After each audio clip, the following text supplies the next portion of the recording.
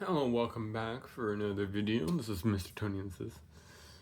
And today's topic will be The Platform movie. It's been a little bit since I've watched that movie.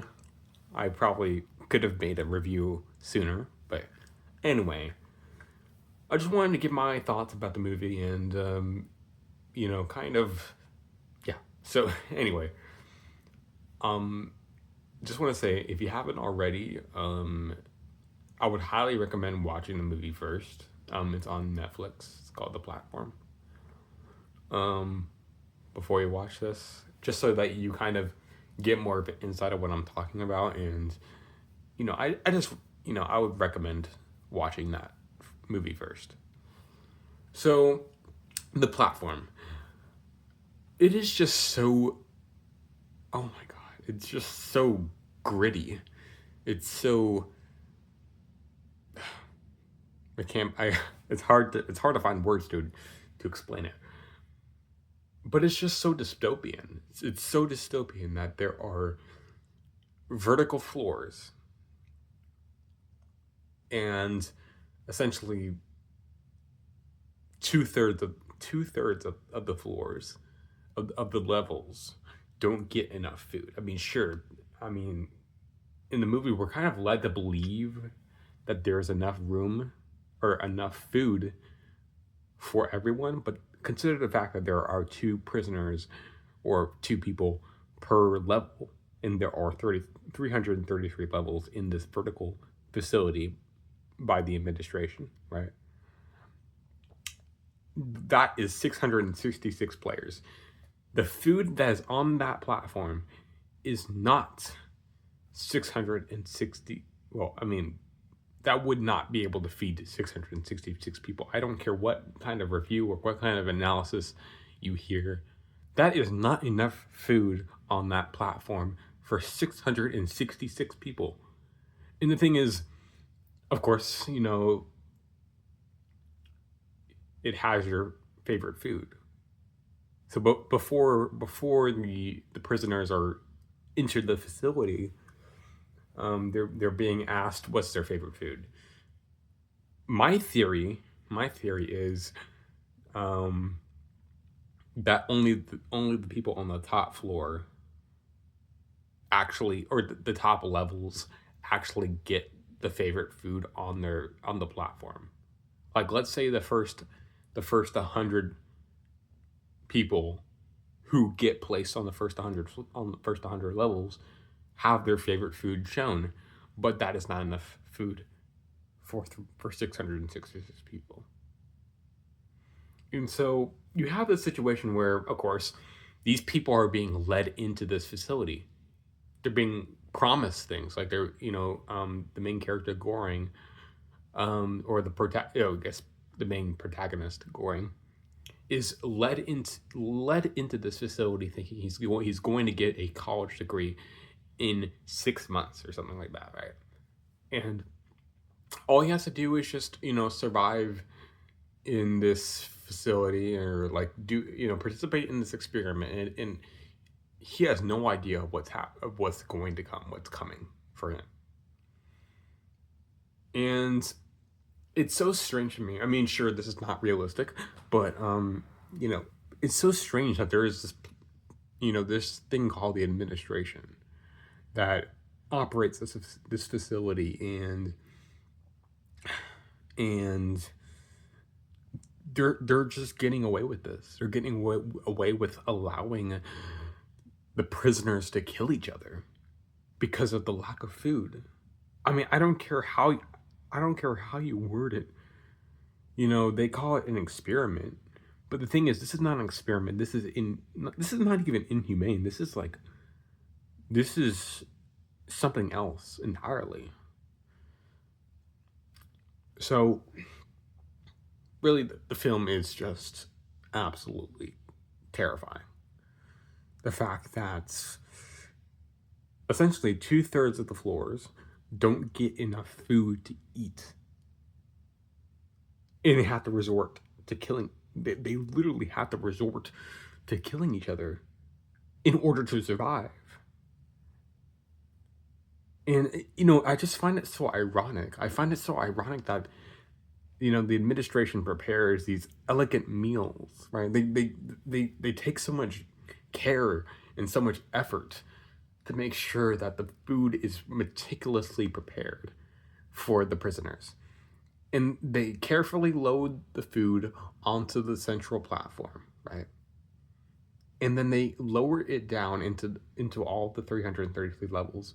But the thing is, you can't trust people on the top floors to eat a little bit of food, because to them, they don't know if they're going to be placed on the bottom floors next month.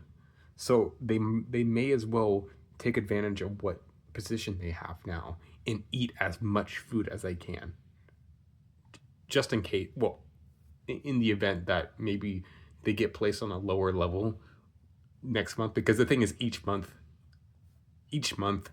the prisoners are being put on different floors. Essentially, it's like a rotation or something. It's like placement. And it's just, I think this film really does a good job at showing human greed.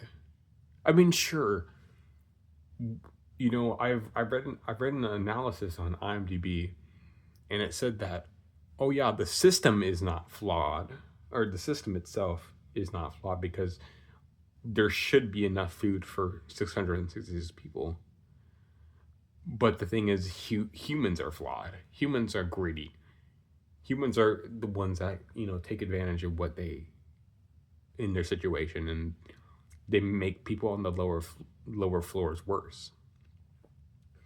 But I disagree with this opinion because of the fact that there is not enough food for 666 people.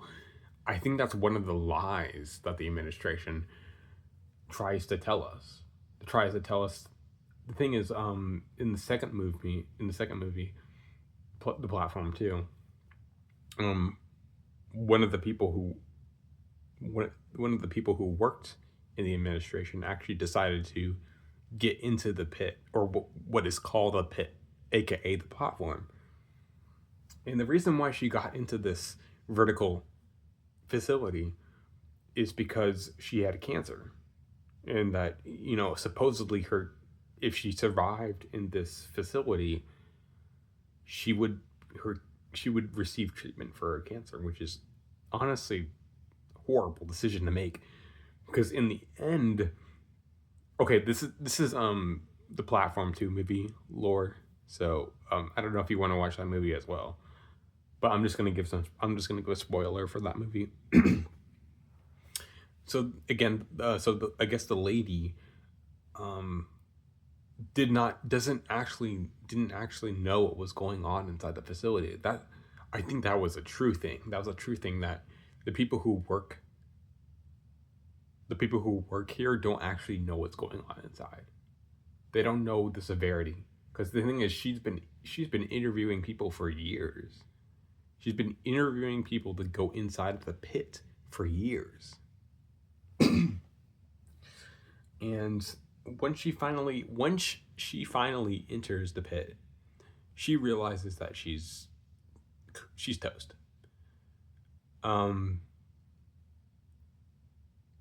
We see that during the first month she's there, her dog gets eaten by another prisoner.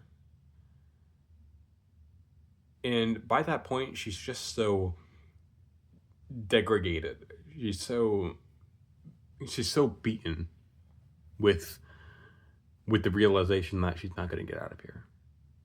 And then the next month goes by, and she and her partner get placed in the lowest, or a lower floor, level 202. So the thing is, she believed that there were only 200 levels, or in the movie she says, "Oh yeah, I mean, the administration told me there was literally only 200 levels." But the thing is, that next month she gets placed on level 202. Therefore, the administration has lied to her. And then at that moment, she decides to kill herself. And Well, and then Goring eats her. So again, well, not again. I'm sorry for saying that, but I guess that kind of gives you an insight about how these movies operate. It's just absolutely brutal. It's just absolutely brutal, and I disagree with that analysis I found on IMDb. The system is flawed. The system is fundamentally flawed. Um, yeah, sure, you may try to blame it on the humans for being too greedy, but the thing is, if you're going to randomly shuffle people, um, if you're going to randomly shuffle people throughout the levels, then, or I don't even think it's randomly. Like I heard in the analysis, it said that, oh yeah, if your level is determined by who gets killed. Your level is determined by who gets killed. Or if you kill someone and then eat them or whatever, then that will translate to you getting a higher floor. So yeah, so of course this movie is definitely higher rated for audiences, or more mature rated, and the system is flawed. There's not enough food for 666 people. There's simply not enough food. I don't care what the administration tries to lie and tries to tell you, but that's not true. So I guess Goering tries to make a change, tries to escape, tries to make it down the levels and try to find Miharu's um, child, and they did find a child at the very bottom of the floors. Um, but I guess they took him down to the very bottom, the void, essentially. And the ending of the movie, the ending of the platform movie, yes, it was vague. It was very vague, right? Um, there wasn't really many answers. There were like literally no answers were solved here. The thing is, the child got, basically in the end, the child got sent back up to level 0, and that was the end of the movie. But there's no context. There's no background, or essentially why the administration is doing this, who's behind this operation. There's nothing like that. It's really just it really just runs on the simple idea that there are people who are stuck in this vertical facility, who are forced to partake in cannibalism in order to survive, because the system itself is flawed. Yes, humans are flawed as well, but the system is flawed, and it really just shows class, kind of like a class society in a way. It shows how the people at the very top are have access, so much access to this wealth, right? And then by the time, and the thing is, they take a majority or a fair share, the majority share of that food, majority share of that wealth, and then it gets passed down, and there's less and less food to go around, and by the time you reach level, I don't know, 180, or like, I don't know, 170 something, I don't know, 150 to 70 is when food becomes scarce, and there's not enough food. So you're literally more than 2/3 of the prisoners or of the levels are not being fed. And the thing is, people are dying each month, whether it is starvation or cannibalism. So that's literally the idea of this film. It's just a very dark idea. It's a very dark idea, and it creates this atmosphere of chaos, of that there is no escape. It's not like you can just back out of this agreement and just go back home again. You have to survive, and the thing is, not many people will survive in this facility. Miharu did have a good strategy. I mean, she went on the platform and then she descended down the levels, killing people, which would presumably place her on the higher levels each time, because she did that and then she ate them. Um,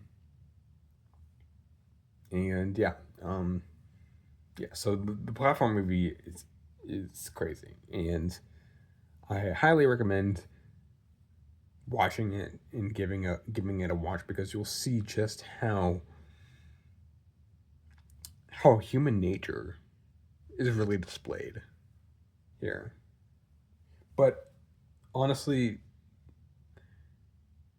people like to talk about how, oh yeah, this is just how the rich or take advantage. You know, those at the top want to stay at the top, or those at the top who were previously at the bottom, feel, oh yeah, like I never had this food, I never had to deal with this. I deserve most of this. I deserve this food because I experienced the bottom levels. I experienced the bottom levels. I experienced uh, having to having to eat someone, you know, inflict physical harm on them and eat them in order to survive. And it was a horrible experience. But now that I'm on one of these top levels, or like on a significantly higher level that has food, then I deserve this food. That's kind of the reasoning, the mental reasoning here. Um, but yeah, it's the system. It's absolutely the system, because the system, it's hard to create order. You can't create order in the system, especially when you have vertical levels, um, where it's literally a chain, and you can't just convince everyone. You can't convince everyone to follow your system. Um, Towards the end of the movie, Goering tries again. Uh, tries to have this system where people at the lower levels get their food, or get a little bit more food, right? And I guess the he in another character used force to try to achieve that end. Right, and they go down the levels and everything, and then they find the child, and then the child the child and Goering go down to the floor, because, I guess because the other character uh, died from fighting, I think. And again, the child gets sent back up to the top level. And I guess in an analysis that in that analysis from IMDb, it said that, oh yeah, that was supposed to send a message. The message was not the Benacata. I think that's how you say it. The message wasn't the dessert that the child got to eat for the first time once they got down. It was it was, I guess, it was that message that, you know, people are actually caring in this seemingly harsh pit, that there is a little bit of benevolence and caring, and that people are good. Some people are good in an otherwise not so good world, right? So that's what I've heard was the message. But of course, we never, the ending is vague. We don't actually get to see how the administration responds to the message. We don't see the origins of the administration. We don't see any kind of actual reasoning as to why this facility was created in the first place. Um, yeah, there's just a lot of unanswered questions. There's a lot of unanswered questions um, that we well now that the second movie has come out on Netflix, or I guess at first I thought it was a prequel, but it actually turns out to be oh, okay, I thought it was going to be a sequel because it's at the platform too, but it actually turned out to be a prequel, aka before the events of the first movie.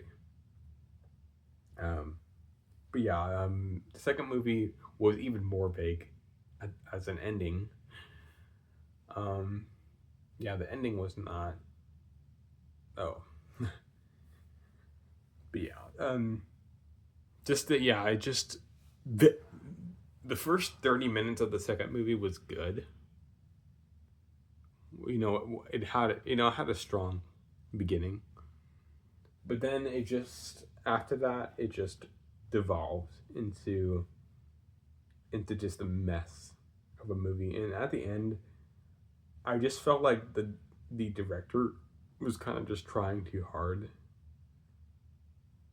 The trying too hard to make it artistic and to make it like a kind of a more of a cinematic movie. But the thing is that way of going about it has devoid any kind of purpose to the movie. You know, first of all, the second movie did not answer any of the questions from the first movie. In actually, in some ways, it actually even added more questions, unanswered questions. So yeah, the second movie was just confusing and just well, not confusing, but it was just a mess towards the end. And I mean, you probably didn't even need to make a second movie, because the thing is that the directors, I don't think the directors or the script writers or whatever writers of the movie didn't don't intend on exposing or trying to answer questions about the administration. I don't think they're trying to do that, because I feel like once they go into that, once they explain that, it would just lose ambiguity, and it just wouldn't be. I think that's what the writers are thinking here, is that we're just focused on what's happening inside the facility, what we're focused on the perspective of the prisoners. We're not focused on what happens outside of the facility of the administration. We're just mainly focused on what's going on inside, and the chaos that's inside. And I mean, I guess if that's the way they want to go with the movie, um, I don't know. Before I watched the second movie, I thought that it was going to answer questions, and it was actually going to actually add substance in terms of answers. But no, I mean, sure, it did add a new kind of system to the plot, to the pit. It added like the anointed ones, which are these religious figures. It added people who are loyalists, or Yeah, people who are loyalists, and then those who are barbarians. So essentially, the loyalists follow the anointed ones.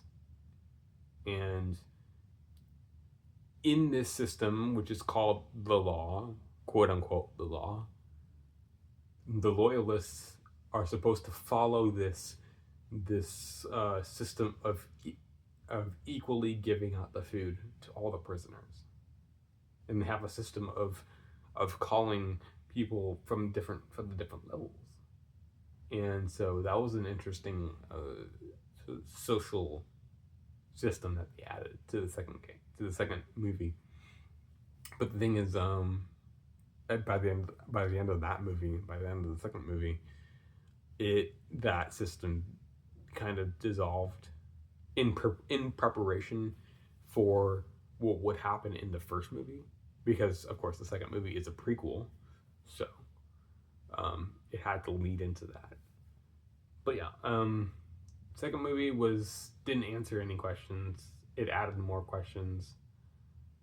Um, you know, okay, but the second movie probably shouldn't have been made. It just didn't really add. It did add stuff, but it. I think it should have answered questions. Wonder what else how I should end this video off. I would recommend the first movie. The first movie just I just love the first movie because it introduced that that topic.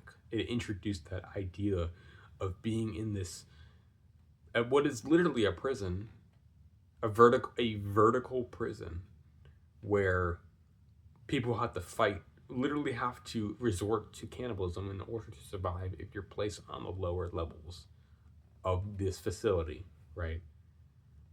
And it's just pure chaos and pure mad. It's just pure madness. It's just everything that you would want in a dystopian movie. It really has, kind of this grim atmosphere, this grim, you know, styling, kind of like a brutalist architecture, and it does a good job of that. The second movie, you probably don't need to watch it because if it doesn't help you with any of the answers that you had with the first movie. I mean, I guess it's cool. I mean, it adds a system, and it adds new dynamics to the pit, but it doesn't offer anything beyond that, and it's just at the end it's just a mess, and it doesn't properly give an ending, really. I mean, it really just, in the end, it's just is I don't know, but um it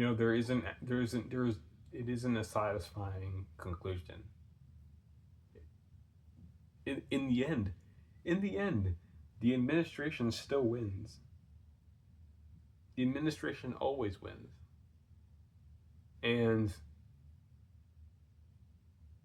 it's like these prisoners are not even being heard. They're not even being recognized by them. It just feels like they are just stuck in this vertical facility, and they can't do anything about it. They're just forced to witness the fact that they could be placed on a lower level. And if that happens, which is very likely because of course there are 333 levels, so the chances that you are going to be placed on the first 130 floors is definitely not in your favor, unless you were to hypothetically, you know, cannibalize someone. So yeah, those are my thoughts on the movies. Really cool. Honestly, I probably didn't do a very good job of fully explaining, or like, kind of making the movie seem the most appealing. But I just wanted to give my thoughts about it, and you know, really cool movies, you know, yeah. So anyway, thank you so much for watching, and um, yeah, I guess this is a goodbye.